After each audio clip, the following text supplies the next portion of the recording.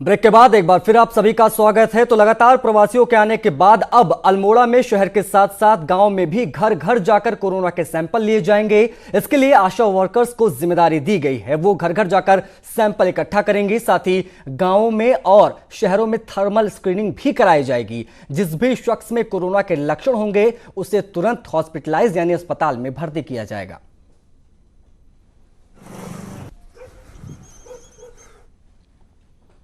हमारे जितने भी अपने घर हैं उनको हम लोग अर्बन आशा के माध्यम से, विशेषता अर्बन एरियाज़ में और रूरल एरियाज़ में भी आशा के माध्यम से हम स्कैनिंग करा पाएँ। ये बहुत बड़ा एक टास्क है, बहुत बड़ी चुनौती है, लेकिन हमारी कोशिश ये की जा रही है कि जो भी व्यक्ति जिसमें कुछ भी ऐसे लक्षण आ सकते हैं उनको हम टेस्टिंग करा लें, और ताकि हम लोग कोरोना अगर फैले हैं तो उसको हम कम्युनिटी में फैलने से रोक सकें और समय अनुसार उपचार कर सकें। उधर हल्द्वानी लैब में कोरोना की जांच रोकी गई है, जिसके बाद स्वास्थ्य विभाग के साथ लोगों की भी मुश्किलें अब बढ़ गई हैं। ऐसे में अब नैनीताल आने वाले प्रवासियों का रैपिड टेस्ट शुरू किया गया है। नैनीताल जिला अस्पताल के सीएमएस के एस धानवी ने बताया कि बाहर से आने वाले सभी मरीजों का सैंपल लेकर तत्काल रैपिड टेस्ट कर रहे हैं और उनको क्वारंटीन भी किया जा रहा है। जैसे ही हल्द्वानी लैब की दिक्कतें ठीक होती हैं तो इनके सैंपल्स को लैब टेस्ट के लिए भेजा जाएगा। आपको बता दें कि हल्द्वानी लैब में तकनीकी दिक्कतें आने के बाद कोरोना की जांच प्रभावित हुई है। आगे प्लानिंग हमारी ऐसी है कि थोड़ा जो बाहर से हमारे पास केसेस आ रहे हैं, जो जैसे दिल्ली से और महाराष्ट्र और यहाँ से जो केसेस आ रहे हैं, तो उनको हम कुछ की रैंडम सैंपलिंग जो है, आपका जो रैपिड टेस्ट है वो करेंगे।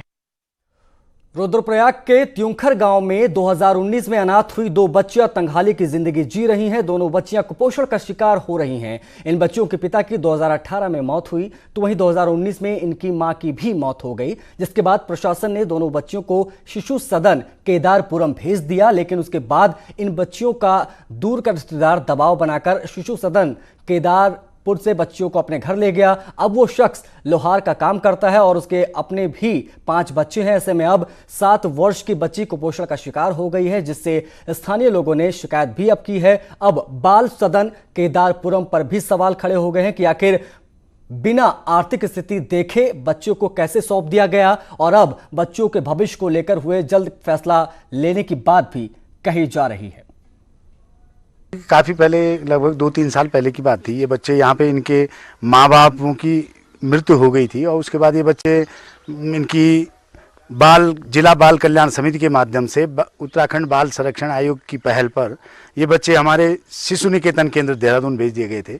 वहाँ इन बच्चों की अच्छी परवरिश थी, लेकिन हो सकता है किन्हीं कारणों से इनके रिश्तेदार नथीलाल जी इन बच्चों को वापस लाए, क्योंकि इन बच्चों की माँ पिताजियों की पहली मृत्यु हो चुकी है। तो इनके मौसा जी हैं नथीलाल जी, ये यहाँ से देहरादून से इन बच्चों को लाए हैं कि इनका लालन पालन पूर्ण करने के लिए। लेकिन उनकी शिकायतकर्ता का कहना है कि इनका लालन पोषण या शिक्षा का यहाँ पर समुचित व्यवस्था नहीं है, जो कि कुपोषण की हालत की दशा में है। तो 21 जून को सूर्य ग्रहण लगने जा रहा है। इस साल लग रहे सूर्य ग्रहण को लेकर खगोल विज्ञान में उत्साह है। नैनीताल की एरिज विज्ञान केंद्र भी इसको लेकर तैयारी कर रहा है। सूर्य ग्रहण अफ्रीका, एशिया और यूरोप के कुछ भागों से देखा जा सकेगा। भारत के उत्तरी भागों से इस नज़ारे को देखा जा सकता है। इस बार लॉकडाउन के चलते पर्यटकों और स्कूली बच्चों को इस नज़ारे को देखने के लिए प्रवेश नहीं दिया जाएगा, लेकिन फेसबुक, यूट्यूब समेत अन्य सोशल साइट्स पर इसको लाइव देखा जा सकेगा।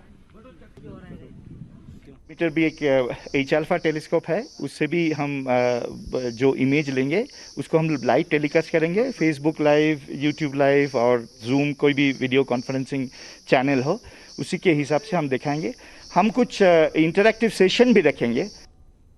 इस बीच एक बड़ी खबर देहरादून से आ रही है। यहां आईएमए परेड के लिए पहुंचे आर्मी चीफ जनरल नरवणे का बड़ा बयान सामने आया है। नरवणे ने कहा है कि चीन बॉर्डर पर स्थिति काबू में है। इस वक्त की बड़ी खबर आपको बता दें, जनरल नरवणे का बड़ा बयान सामने आया है। कॉर्प्स कमांडर लेवल पर बात चल रही है, ये भी आर्मी चीफ ने कहा है। लगातार चर्चा में है लद्दाख का वो बॉर्डर जहां पर विवादास्पद स्थिति बनी हुई है। भारतीय सेना और चीन सेना के बीच में तमाम दावे किए जा रहे हैं। उस बीच ये बड़ा बयान आर्मी चीफ का आया, जिसमें उन्होंने साफ तौर पर कह दिया है कि चीन बॉर्डर पर स्थिति काबू में है। कॉर्प्स कमांडर लेवल पर बात चल रही है। नेपाल के साथ भारत के रिश्ते मजबूत हैं। ये 3 बड़ी बातें आर्मी चीफ ने आज देहरादून में कही है। आईएमए की पासिंग आउट परेड में हिस्सा लेने के लिए सेना प्रमुख जनरल नरवणे देहरादून पहुंचे थे और वहां पर उन्होंने ये बड़ा बयान दिया है।